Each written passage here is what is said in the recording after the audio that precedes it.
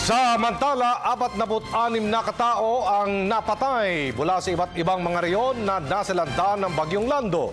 Sa kabila ng bilang na ito, pinuri pa rin ng international community ang naging preparasyon ng bansa para sa naging kalamidad. Ang detalye mula sa report ni Pauline Requesto. Aabot na sa mahigit 275 pamilya o katumbas sa mahigit 1 milyong katao na ang napinsala sa paghagupit ng Bagyong Lando sa Region 1, 2, 3, 4A, 5, NCR at CAR. Ito'y ayon sa huling tala ng National Disaster Risk Reduction and Management Council o NDRRMC.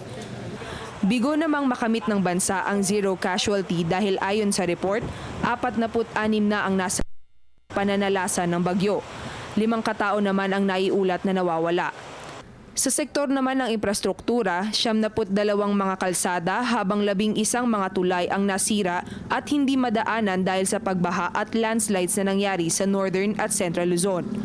Samantala, bagamat naibalik na ang kuryente sa iba't ibang munisipalidad at syudad na napuruhan ng bagyo, wala pa ring power supply sa buong probinsya ng Aurora.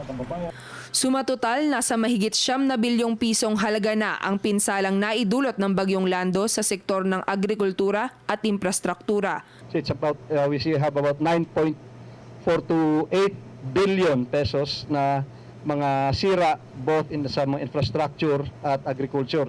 Ito po ay nasa mula sa Region 1, Region 2, Region 3, Region 4, 4B, 5, and Cordillera Administrative Region.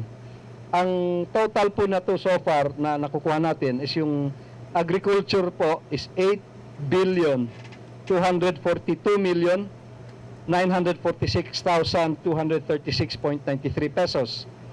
Ang sa infrastructure is 1 billion 185 million 850,431 pesos. Dahil sa napakalaking pinsalang naidulot ng bagyo, idineklarang nasa state of calamity na ang mga lalawigan ng Isabela, Aurora at Pampanga, lungsod ng Ilagan sa Isabela at mga munisipalidad ng Aray at Pampanga, Supon, Ilocos Sur, Kalumpit, Bulacan, Infanta, Quezon, General Nacar, Quezon, Baler, Aurora, Kamiling, Tarlac, Cabatuan, Isabela at Ramos, Tarlac. Patuloy naman umano tulong ng pamahalaan sa mga napinsala.